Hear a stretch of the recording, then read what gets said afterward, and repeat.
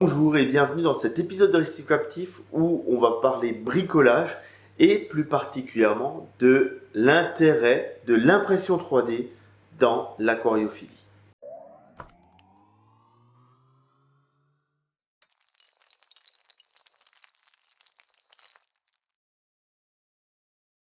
Hello, alors aujourd'hui on va parler d'impression 3D, mais juste parce que je l'oublie à chaque fois, pensez à mettre un pouce bleu, un petit like, à vous abonner et à activer la petite cloche pour être notifié en cas de nouvelles vidéos. Je l'oublie à chaque fois, donc pour une fois j'essaie de pas l'oublier.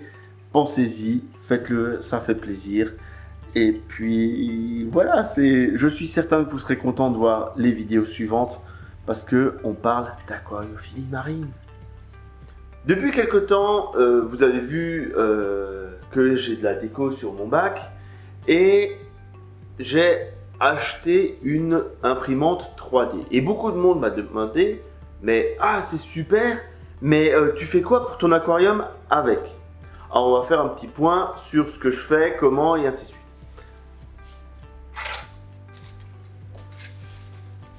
Alors l'imprimante 3D, ça permet de faire plein de choses. Ça permet de faire des petites pinces comme ça, super cool.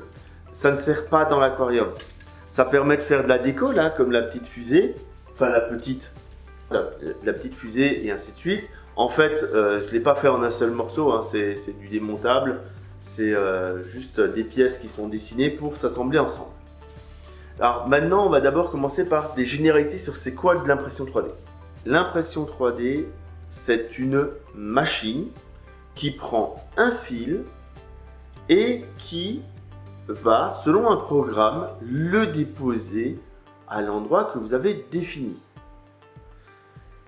Cette machine, donc, ça va faire du bruit. Si vous êtes en appartement, attention, au niveau CAF, c'est bien pire que l'aquarium. Ça fait du bruit. Je vais vous emmener tout de suite avec moi. Je vais vous montrer. Là, elle est en train d'imprimer quelque chose qui n'est pas pour l'aquarium, mais bref, vous verrez que ça fait du bruit.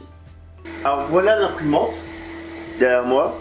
Je vais vous la filmer tout à l'heure. Déjà, c'est quelque chose qui est fait pour bricoler dessus. Donc, en général, toutes les imprimantes pour les particuliers, elles sont modifiées. Moi, elle est modifiée. Il y a pas mal de modifications dessus. Donc, c'est encore des choses. Si vous ne savez pas bricoler, c'est déjà un inconvénient. Au niveau du fonctionnement, donc je vous disais, on a des bobines de fil. Ça, c'est le fil que j'utilise pour l'aquarium maintenant. C'est un fil Prima Select Natural.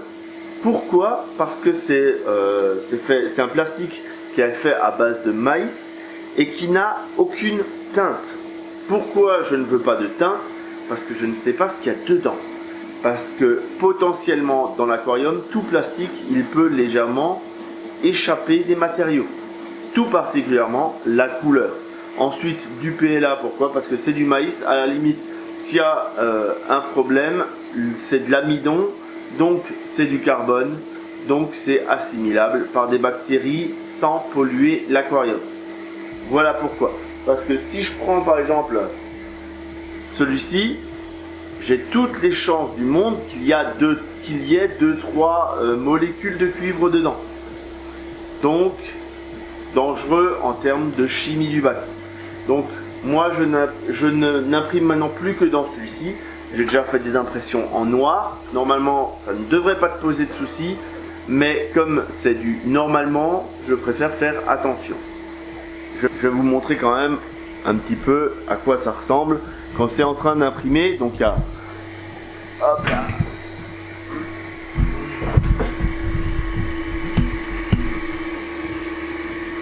Voilà, c'est en train de faire une petite boîte pour moi. Donc c'est quelque chose de tout simple.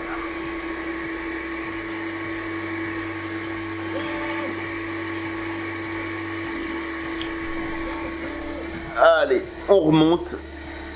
Allez, on va remonter à l'aquarium, ce sera plus calme qu'ici. Voilà, on l'a vu, c'est une super machine, on peut faire plein de choses avec. Mais la première chose à se dire avant de se dire tiens, je vais investir dans une imprimante 3D, c'est est-ce que je sais dessiner? Pour une raison toute simple, c'est qu'on trouve des tas d'objets déjà tout faits sur internet, c'est formidable.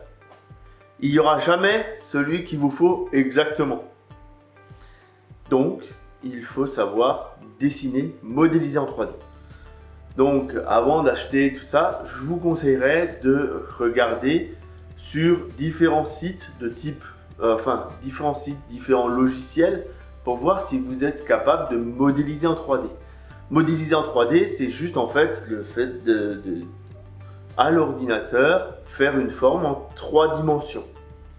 Donc pour ça, moi, je vous conseillerais de regarder sur Tinkercad, sur Fusion 360, je vous mets les liens en description, sur différents logiciels comme ça qui sont gratuits. Hein, il y a des tas de logiciels gratuits pour vos impressions.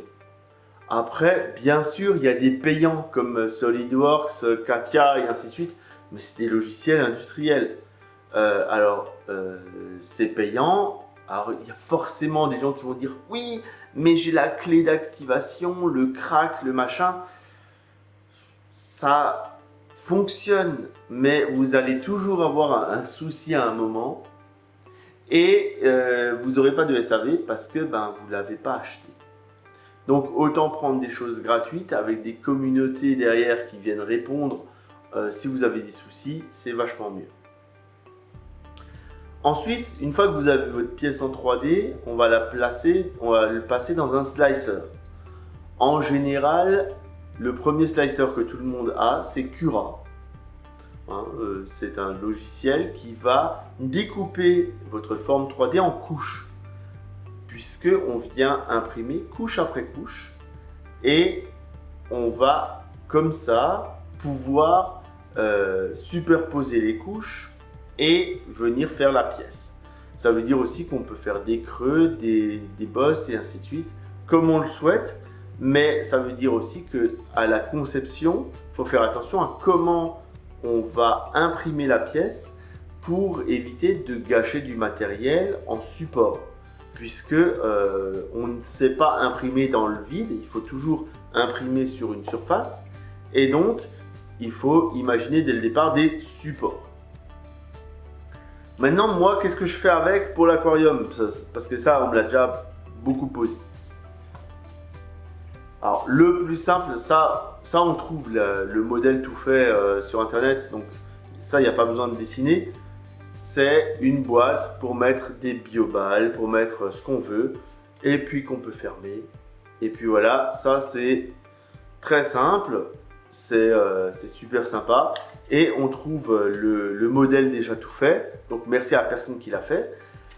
Par contre, il y a un truc où il faut faire attention aussi, c'est que l'impression 3D, je vois des gens qui essaient de rentabiliser l'outil et qui ne respectent alors pas les licences. Et je ne suis pas le seul dans ce cas-là, il y a de plus en plus de gens qui dessinent et qui alors ne mettent pas à disposition les plans parce que il y a des gens qui téléchargent le fichier 3D, ils ne regardent pas la licence. Pourtant, celui-ci, par exemple, c'est une licence Creative Commons avec citation de l'auteur non commerciale. Qu'est-ce que ça veut dire? Ça veut dire que je peux l'imprimer pour moi. Si je l'imprime, je dois mettre un lien vers la personne. Si je veux dire, tiens, j'ai fait ça, je l'ai trouvé ici. Et je ne peux pas le vendre. C'est-à-dire que je le fais pour moi, mais je ne vais pas mettre sur le bon coin et je le vends pour 15 balles. Non. Et d'une, parce que ça ne vaut pas 15 balles. Et de deux, parce que la licence l'interdit. Et ça, c'est très très important dans l'impression 3D. Il y a des gens qui viennent vous dire « Oui, c'est open source ». Ce qui est open source, c'est la technologie de l'impression. Ce qui est open source, c'est certains logiciels de dessin, c'est certains logiciels des slicers, donc de découpe. Mais ce que vous faites avec ce qui sort de votre cerveau, c'est pas open source. Ce qui sort de votre imaginaire, ça vous appartient et c'est à vous de choisir si vous le mettez à disposition et sous quelle licence ou bien si vous le gardez pour vous. C'est très important parce que y a des gens qui, comme dit, ne font pas attention aux licences, mais faites attention à ça. Alors, aux États-Unis, c'est ultra important de faire attention aux licences. Je ne sais pas pourquoi en France les gens s'en foutent. Moi personnellement, je fais très attention parce que je viens du monde de l'open source. J'ai énormément grenouillé dans de l'open source. J'ai écrit beaucoup de choses sur le sujet étant plus jeune. J'ai même publié un livre qui est open source. Et c'est ça l'idée de l'open source. C'est de dire, je peux prendre cette boîte, je peux la faire évoluer. Par contre, si je la fais évoluer, je la repartage dans les mêmes conditions. C'est-à-dire que si demain, je veux faire une boîte qui a la même utilité, il faut que je la dessine totalement de moi-même si je veux la vendre. Et ça, c'est important. Parce qu'aujourd'hui, je vois pareil des pros qui font de l'impression 3D et c'est très bien. Et je vois des amateurs qui disent « Ouais, j'ai vu, ça ressemble à tel modèle, tu l'as piqué sur Thingiverse. » Donc pareil, je vais vous mettre des liens de sites où il y a des partages de ce genre de fichiers pour que vous voyez un petit peu à quoi ça ressemble. Tu l'as pris sur Thingiverse, je suis sûr, machin. Alors qu'en fait, quand on regarde le modèle, il n'a rien à voir. Et donc, pour moi, qu'il y ait des pros qui vendent des impressions 3D, c'est génial. Ça veut dire qu'on va pouvoir avoir des produits innovants en petite série parce qu'on n'aura jamais le besoin d'en produire 10 000 et que ce soit rentable de faire un moule. Par contre, on pense qu'on va pouvoir en vendre, je sais pas moi, 20, 50, 100 et ça, on peut le produire avec une imprimante 3D pour des prix économiquement viables. L'autre produit dans lequel je crois, alors là pour l'instant, ça c'est un produit que j'ai trouvé sur Thingiverse, que j'ai imprimé et là il est en blanc mais je l'ai en noir comme dit dans ma décante depuis un moment. C'est un pondoir pour pod. Donc c'est un abri pour la microfaune. Je trouve ça très très intéressant et je vais faire un épisode particulier dessus. Je pense un jour essayer de faire mon propre modèle que je partagerai. Mais pour l'instant, le modèle qu'on trouve disponible, je le trouve très intéressant. Et alors, certes, il utilise pas mal de plastique, mais je ne suis pas certain d'arriver à faire plus économique en termes de plastique. Mais il est très très sympa. Donc, je ferai un épisode particulier sur cet outil-là. Pour mon Red Sea, je suis en train de faire des essais et je suis en train de faire un outil ou en tout cas un modèle, un bricolage pour augmenter le flux de ma remontée. L'idée, c'est qu'on va avoir différents éléments qui viennent s'embriquer et qu'on va venir bouger pour donner le flux à un endroit bien précis. Et je vais vous montrer ça tout de suite. Alors voilà mon augmenteur de flux. C'est quoi l'idée? C'est qu'en fait ici, par un effet Venturi, je vais aspirer de l'eau et je vais recracher ici de l'eau de ma remontée plus de l'eau que j'ai aspirée là derrière. Donc je vais augmenter mon flux. Alors pour dire oui, j'ai augmenté mon flux de X, Y, c'est très très difficile parce que c'est très difficile à calculer. Donc ce modèle-là, j'en ai trouvé plusieurs sur Thingiverse. Je les ai regardés, je les ai essayés et il ne m'allait pas. Donc celui-ci, il est totalement conception par mois. C'est pour ça aussi qu'il est plutôt imposant par rapport à d'autres modèles. Je vais vous montrer après d'autres modèles. L'idée, là, avec un flux d'air, je devrais arriver à vous montrer l'idée. Je ne sais pas si vous voyez, là derrière, j'aspire de l'air et ça permet d'envoyer donc très loin de l'air. J'arrive à l'autre bout de l'aquarium. Je vais me déplacer pour vous montrer. voilà que mon air il arrive au bout de l'aquarium. Vous allez me dire, est-ce que ça passe assez? Eh bien,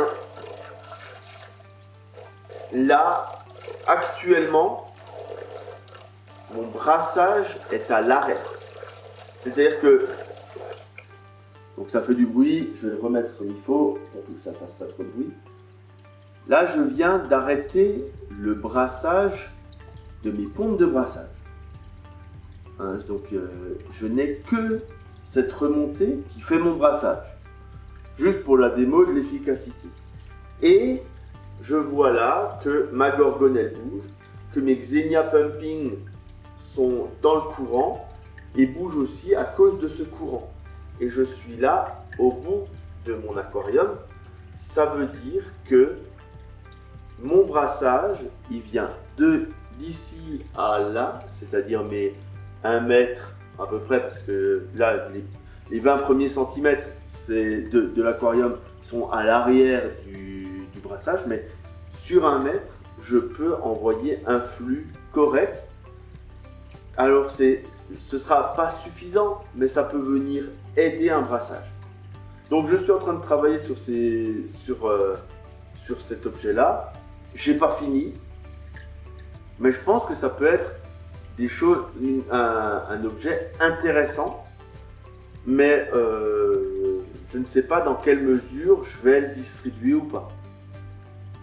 Comme dit, ça me ferait un petit peu mal au cœur si je voyais des gens vous le vendre, je ne sais pas moi, 30-40 euros, alors qu'ils ont passé 0 minute en conception. Alors pour moi, c'est quoi l'intérêt finalement de l'impression 3D? C'est quoi l'idée derrière ça? C'est de dire qu'aujourd'hui, il y a des pros, je vais en mettre certains en partage, il y en a peut-être d'autres que je ne connais pas encore, qui conçoivent et réalisent ce genre de pièces. Tout comme ici, il y a des pros qui conçoivent et réalisent ce genre de pièces, déjà toutes faites. Si vous êtes bricoleur, l'impression 3D, c'est un investissement qui est sympa, à même titre que je dirais qu'un poste à souder, une scie, ce genre de choses. C'est quand on aime bricoler, on se retrouve à beaucoup bricoler. Cette phrase ne veut rien dire. Mais quand on aime bricoler, bref, quand on aime bricoler, on a toujours envie de faire des nouvelles choses. Et l'impression 3D aujourd'hui, elle est arrivée à un niveau de tarif qui le rendent accessible. Attention, ça vaut quand même de l'argent. C'est-à-dire que mon imprimante vaut d'origine environ 150 euros.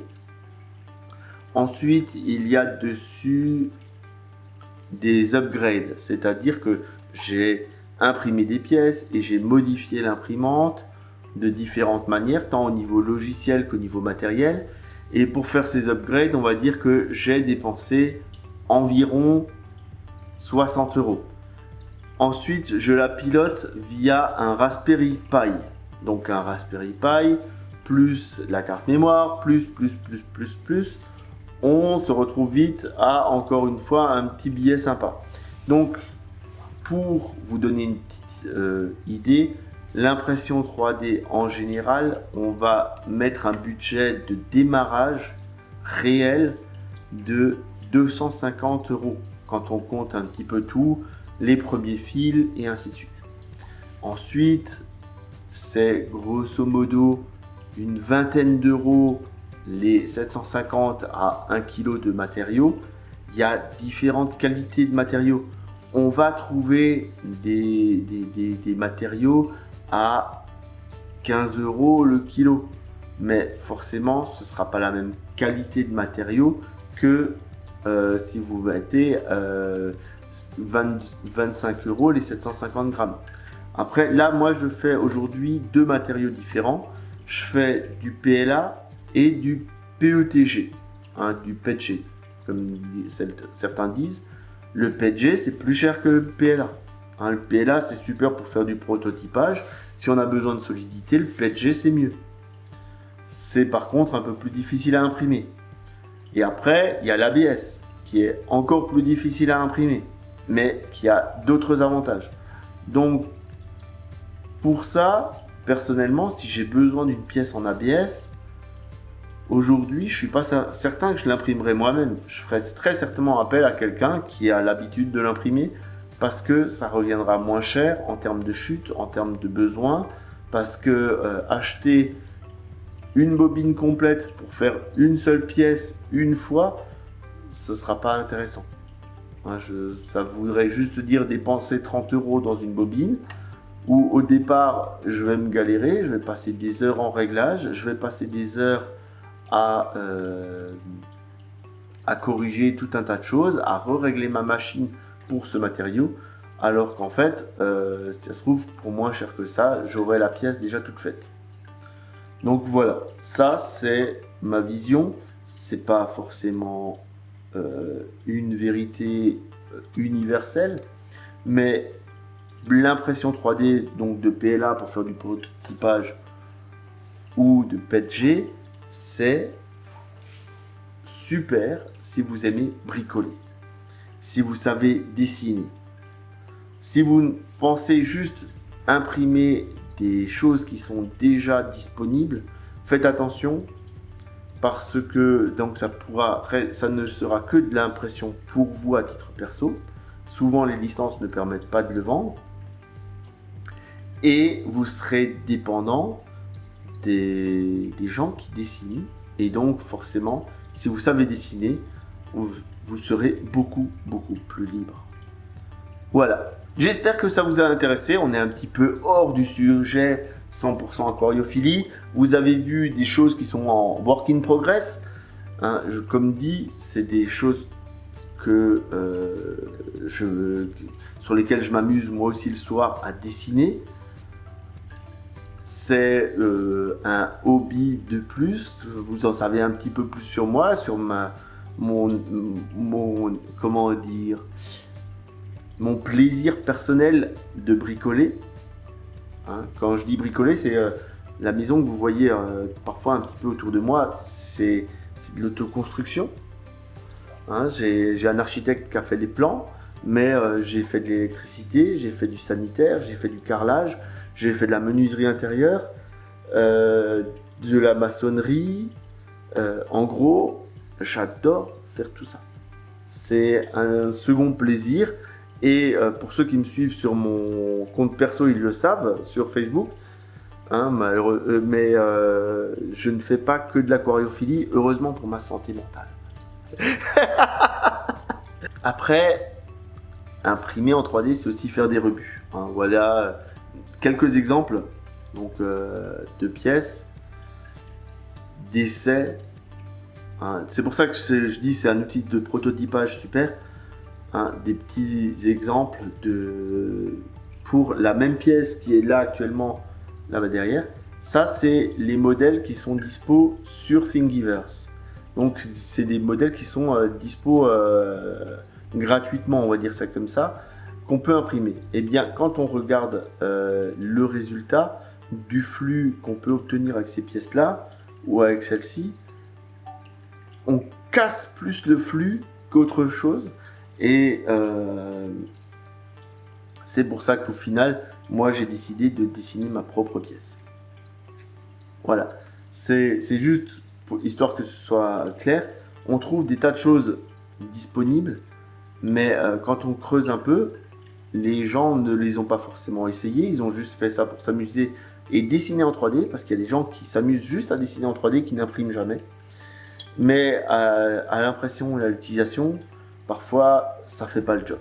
Donc, il faut savoir dessiner si on veut se lancer dans ce genre de bricolage, parce qu'on ne trouvera pas forcément tout.